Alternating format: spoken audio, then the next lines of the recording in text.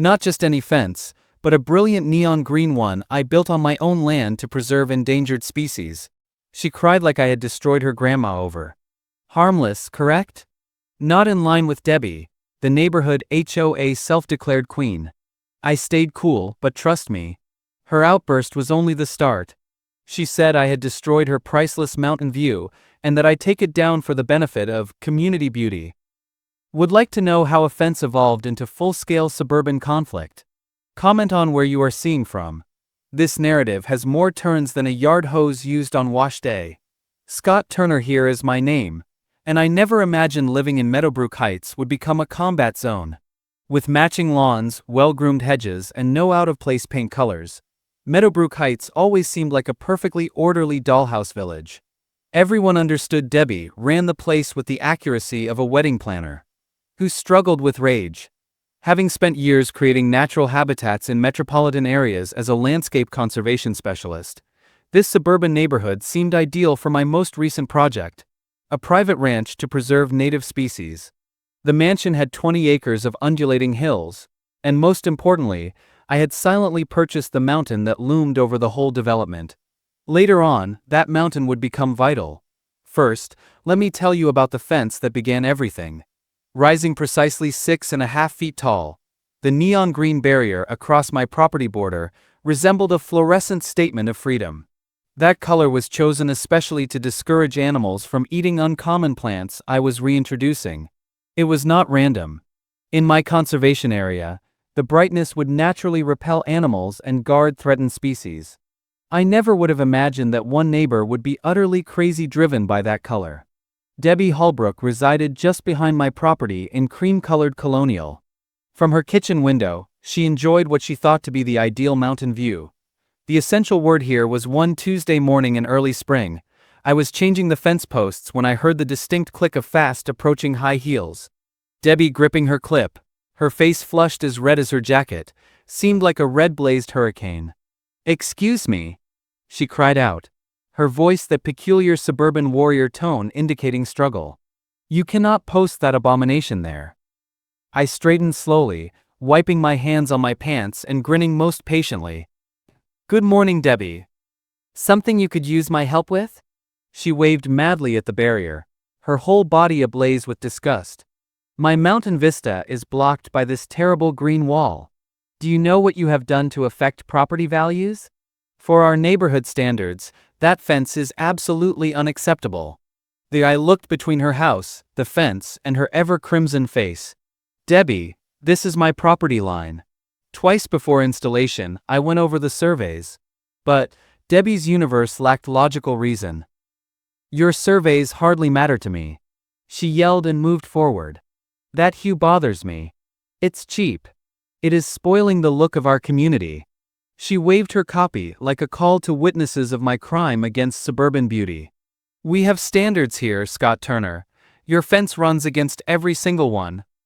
Inside, I was figuring the distance this would cover. She had turned a single mom's planting transgression into a week-long HOA witch hunt last fall. Debbie's digital fingerprints abound on an email from the Meadowbrook Heights HOA that buzzed on my phone that afternoon. Subject line: "Urgent fence violation notice." She claimed my fence color harmed neighborhood harmony and property values, and that I painted a neutral color within 72 hours, or face fines citing Section 12 of the standards. I read it again, then strolled outside to marvel at my neon green work, shining like a lighthouse of rebellion. By evening, Debbie had gone around the neighborhood gossip network distributing the news. Blinds fluttered and draperies moved from across the street. Meadowbrook Heights was observing. From my kitchen window, I observed as the old woman bowed nicely, while she stood in Mrs. Gregg's driveway, gesturing wildly at my fence. She then marched to the porch of the Martinez household, striking Maria Martinez in an impassioned conversation. My east neighbor, Ralph Jenkins, drew my attention and offered a subdued thumbs up. Ralph has personal experience with Debbie's tyranny. She fined him $50 last summer for parking his work truck in his own driveway, since it was commercially inappropriate. Debbie started her first formal reprisal the following morning. She arrived carrying 3 members of the HOA board and clutching the neighborhood rules like scripture. "We are doing an official inspection. she said with courtroom drama power. "This fence violates our aesthetic standards." I invited them in, partly curious about their authority and partly to see Debbie's face turn purple when things didn't go her way. Debbie speedran off fences involving color, height, spacing, and even post positioning throughout the less than 15-minute examination. Debbie threw a glance that may burn steel when a board member commented the fence looked pleasant. I had a $500 punishment for inappropriate color at the conclusion and a summons to the next board meeting. That evening, I decided something that would turn things around as the sun painted the mountain gold and scarlet. Debbie sought control over my perspective, over my belongings, over my decisions. She felt her strength came from her clipboard.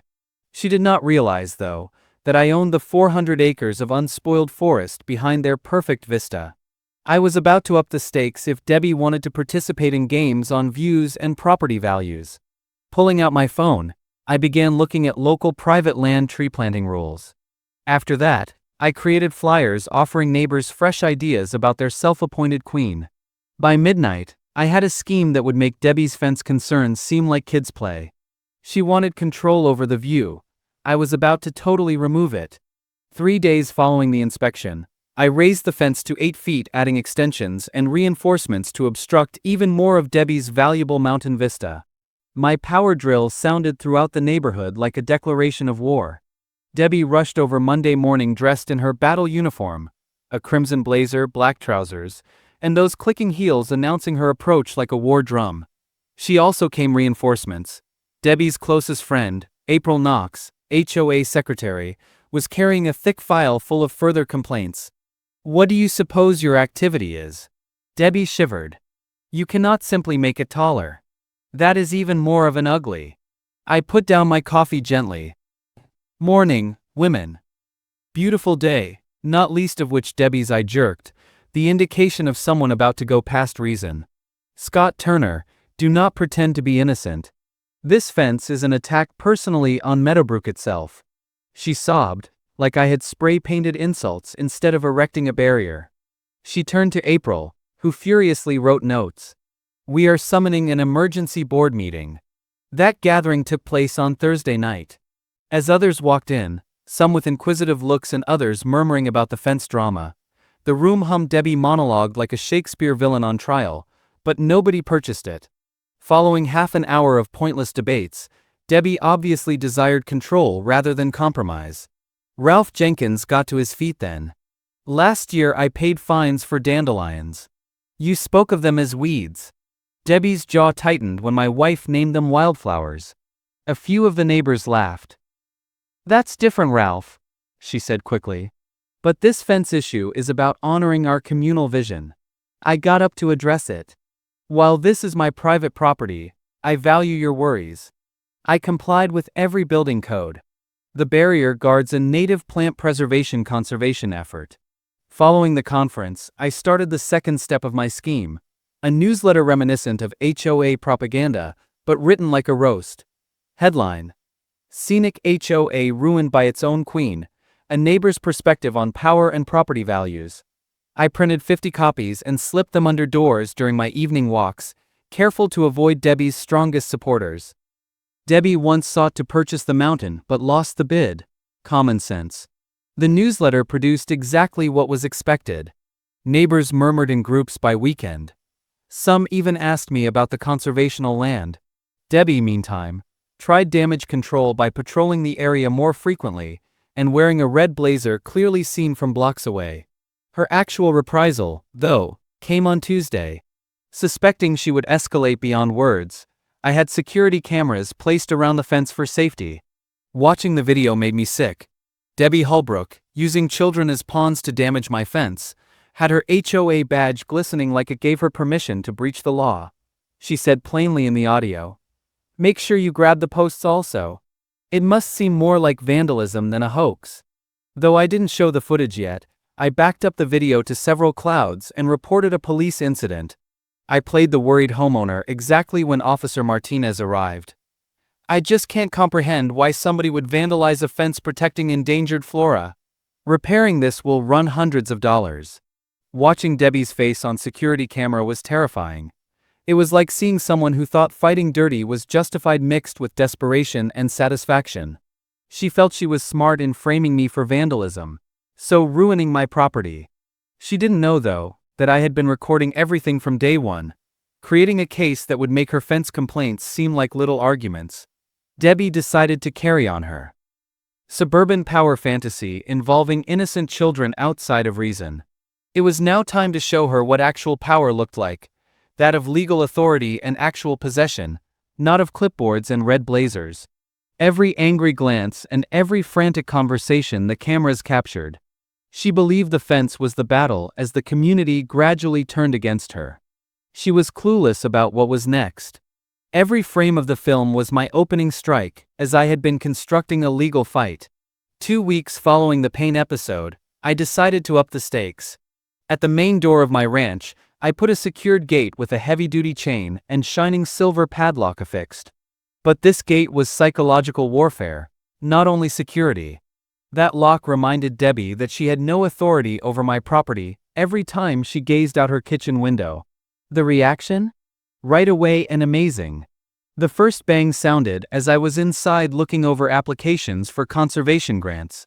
Debbie screamed like a banshee in designer homes, slamming both fists against the gate. "Open this right now! Open this gate right away!" Her meticulously groomed hair was messy from anger. Neighbors came out of their houses. Mrs. Gregg covered her mouth in disbelief. The Martinez family looked ashamed. Ralph Jenkins grabbed out his phone and obviously captured the event. Debbie was doing very brilliantly, alternately yelling threats about property rights and community standards and yanking the gate.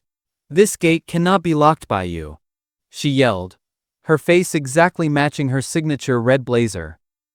"This is a hostile deed directed against the whole neighborhood. I'm giving my attorney a call." She dropped her phone while furious hands shook. Her turn around and stare like molten concrete started from my porch. "Debbie, have a problem with the gate?" My voice cool as I asked.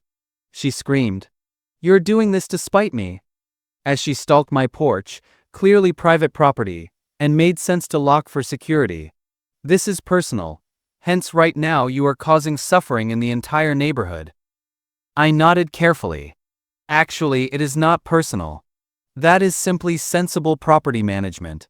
I received a text from April Knox that afternoon, although from a different number than normal for HOA correspondence. Debbie had paid a lawyer and intended to sue me for establishing a hostile atmosphere, seeking $2,000 for emotional pain and property devaluation.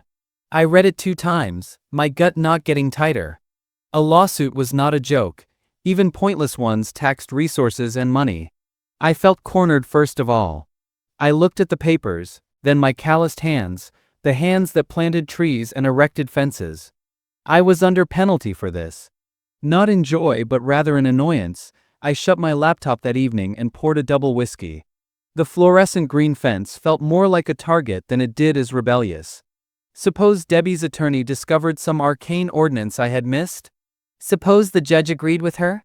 Ralph Jenkins appeared on my home, just then carrying a 6-pack and a recommendation that turned everything around. "Settling in," he continued. "You look like you could use some friendly conversation. Has she not rumbled you with this lawyer business?" I nodded in appreciation. Ralph had weathered 15 years of Debbie drama. Leaning forward, he asked, "Scott, you claim to have bought this house for conservation? Just the house and 20 acres. More territory than that?" I hesitated. Ralph's eyes brightened as suddenly I remembered the documentation kept away months ago and replied, "Actually, I bought additional acreage behind the development, quite a bit more for conservation." "Mount. You bought the mountain everyone else worries about." I carried the hefty packet containing property deeds and strolled to my workplace. Black and white, legal wording indicating I possessed 400 acres of pure mountain wilderness obtained from a conservation trust for habitat protection and animal preservation. Every tree, every stone, every inch of the view Debbie considered belonged to her. The paperwork was perfect, and the trust granted me complete power to run the territory any way I thought appropriate. Ralph whistled in low pitch. "Scott, you have a solution, you just lack an issue. Debbie believes she underlines that view and enjoys it. Wait until she learns you own the mountain." My gradual smile widened as the implications struck in. Debbie had been battling to keep a view of land that belonged to me all along intact. I stayed up that evening organizing my next action. The lawsuit still troubled me, but now Debbie had leverage she never could have imagined. She wanted to engage in legal games. I owned the mountain she claimed to have preserved. She wanted to discuss property values. I managed the perspective that rendered the neighborhood appealing.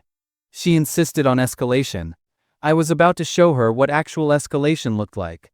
I called a nursery focused on fast-growing native trees early the next morning. I told them, strolling outside to view my guarded gate, I'm planning a major reforestation project.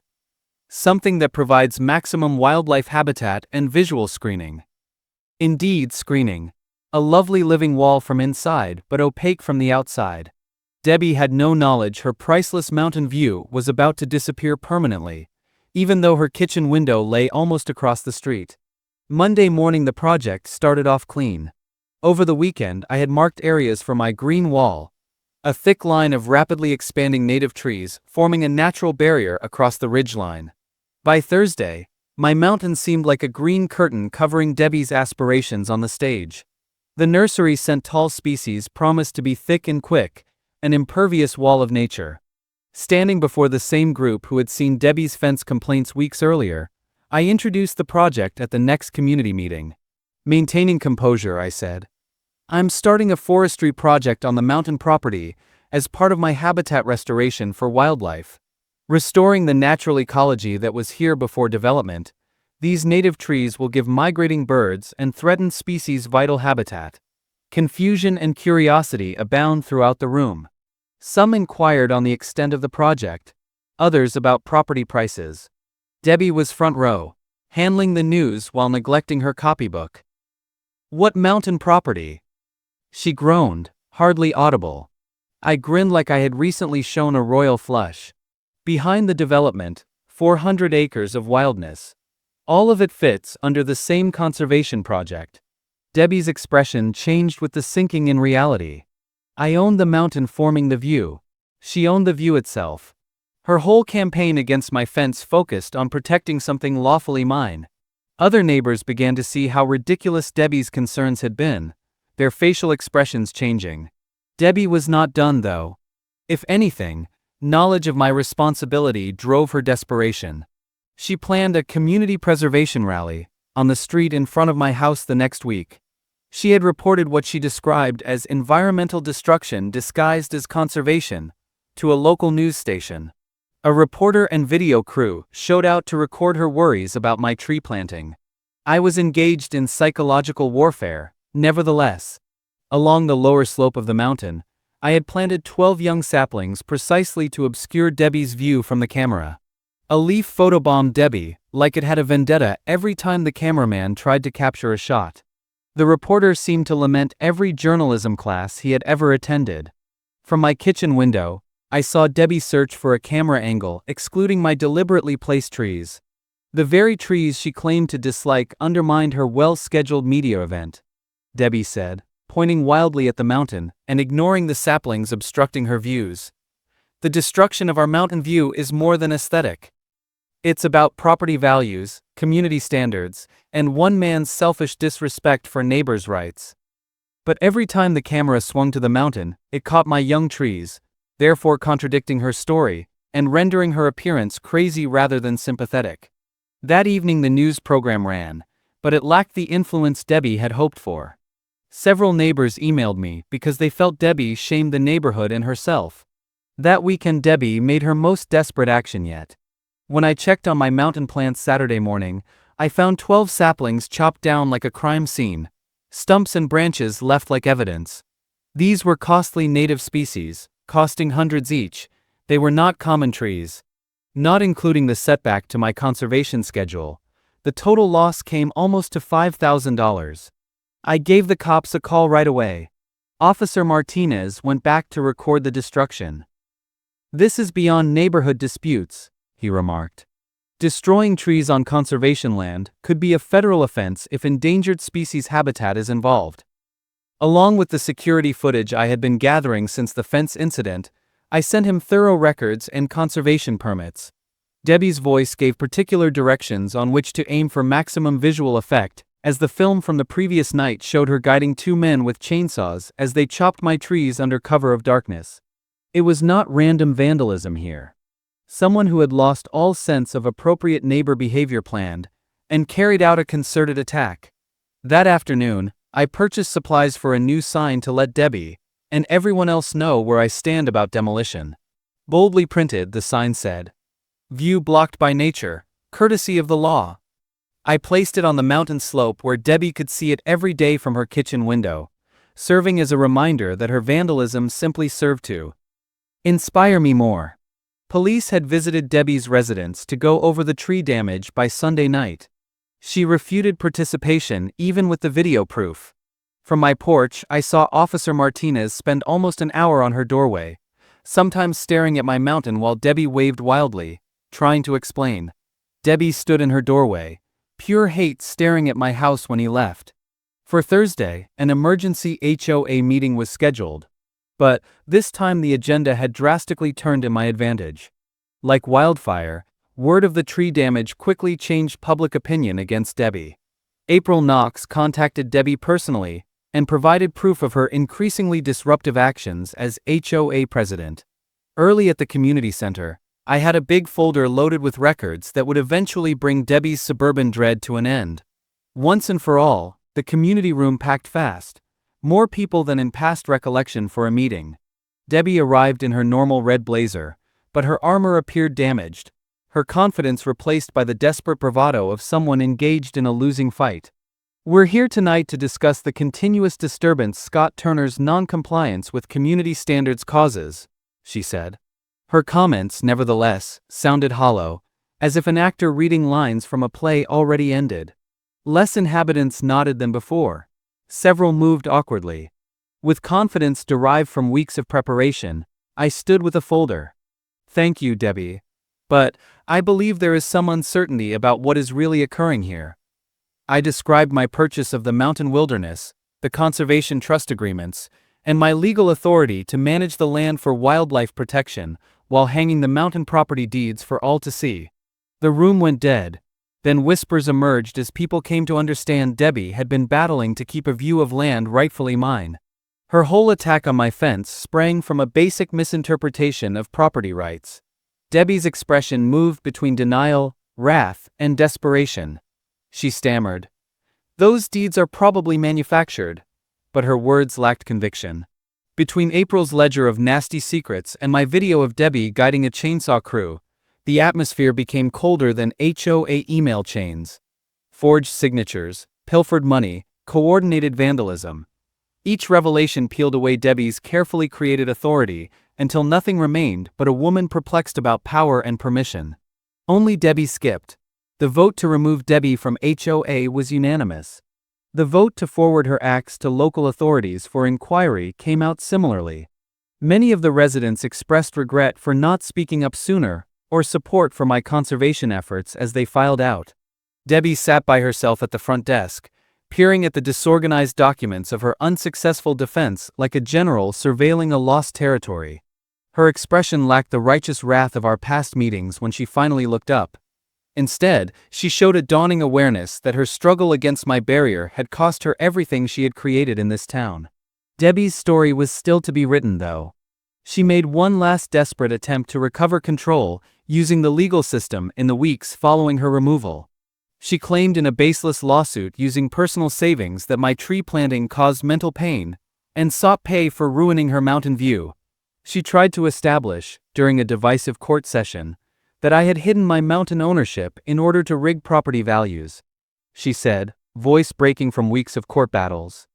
"He's been planning this destruction all along." The judge answered quickly. He dropped the lawsuit, directed Debbie to pay my legal bills, and issued a restraining order stopping more harassment. Debbie would personally pay the almost $50,000 financial penalty, since the HOA had cut connections with her. Debbie's war should have been over with the restraining order, but desperation drives individuals' illogical behavior. My reforestation effort, however, was almost finished. Debbie's kitchen view was blocked by a lush green barrier created by over 200 mature trees. Once a panoramic view, today it was a wall of Douglas firs and white pines, gorgeous from my side but impossible from hers. One late summer Tuesday morning Debbie had her last public meltdown. Mascara smudged and robe fluttered as she whispered, "Get Aximo, it was mine." Like speaking with spirits from my barred gate. I heard her voice echoing across the valley as I was watering saplings. "I have lived here 15 years, she burst, the hollow sound of someone who had lost all. Neighbors started showing up once more, but this time they were more worried than curious. Approaching softly, Ralph Jenkins said, "Debbie, honey, you have to go home. You're like soothing an elderly, confused person. Nothing is benefiting anyone from this." From my porch, I observed as neighbors assisted Debbie in walking away from her gate and back inside. Originally a suburban tyrant, the woman who started this argument had evolved into a shattered person, lashing over beliefs she had no right to regulate and property she never owned. Her metamorphosis was complete. From local queen to warning story about unbridled power and unmet entitlement. 2 weeks following the court decision, I learned Debbie had been covertly looking to purchase my mountain through a third-party broker. She established a phony foundation with a website, a fictitious goal statement, even a corny flying eagle gif and cartoonish testimonies from fictional environmentalists. Although the bogus nonprofit claimed to have raised $30,000, detectives found every cash linked to Debbie's personal account. She even produced fictitious board members using stock images of hikers on LinkedIn accounts. One had criminal attention to detail. Now temporary HOA President April brought me documentation of Debbie's planned land grab under the false name Mountain View Preservation Society. I sent it to Officer Martinez, who cautioned that using false information to control property transactions is a federal offense and could constitute wire fraud. 3 weeks later, Debbie's deceit led to federal prosecution. She had to sell her residence and leave Meadowbrook Heights within 60 days according to a plea deal. Sale earnings would pay her legal obligations as well as reparation for harassment and damage to trees. But I had one last surprise for Debbie, an attempt to make her loss permanent. Working with the Conservation Trust, I identified my mountain as a permanent wildlife reserve under federal rules for biting development or alteration. I put a fresh sign at the mountain base saying, "Meadowbrook Heights Wildlife Preserve, protected permanently under federal conservation law." The day the decree was approved. Not even development. Not changing at all. No exception. The next Monday, Debbie's house went on the market. I deliberately avoided listing pictures showcasing my mountain or neon green fence. The realtor noted a nice neighborhood, but conspicuously excluded mountain vistas. The preserve actually raised property values. Debbie's house sold below market value because of unique circumstances. Debbie stood one more time at her old kitchen window on her last day, gazing at the wall of trees in place of her mountain vista. Working in my garden, I noticed her enclosed in glass, a lone figure. I felt nearly guilty for a little instant. Quite nearly. Then I thought about the damage, harassment, deception, and months of stress she had brought about in our neighborhood in search of a suburban power dream. April, who had kept in touch with several of Debbie's previous friends, brought the last part of her story to me. Starting with complaints about a neighbor's garden gnome collection, Debbie apparently tried to replicate her HOA supremacy in her new area. Her new neighbors had already looked at her past in Meadowbrook Heights, though. Her reputation for turning small conflicts into court battles had preceded her. Debbie discovered she was up against a community that had already determined she was the issue, not the fix, when she tried to arrange a petition against the garden gnomes. Her new HOA gently turned down her volunteer applications, citing rules banning former board members from other communities with outstanding legal problems. A local newspaper even carried a brief article on suburban Karen warning signs, including an unidentified previous HOA president kicked for misbehavior, a subtly veiled reference to Debbie. Her neighbors started skipping her morning coffee meetings, and their interactions reduced to awkward silence with polite apologies. Debbie had evolved into a suburban pariah, too poisonous even for the most austere neighborhood organizations. Then I got one more piece of mail, a formal letter from Debbie's lawyer. She formally admitted my legal ownership of the mountain preserve and was dismissing all last legal challenges to my conservation effort. Although the letter was written properly, it was unable to conceal the defeated attitude that permeated every paragraph. Debbie had at last embraced what everyone else had understood from the beginning. She had never possessed the vista she battled so valiantly to save. Now, when I stand on the top, the perspective transcends any HOA guideline or fence. Debbie is merely a warning echo in the valley below. The mountain is silent, the trees are growing. The sun strikes the neon green fence first, then the trees, then nothing else every morning. Debbie's mountain disappeared from her life. It lives in mine.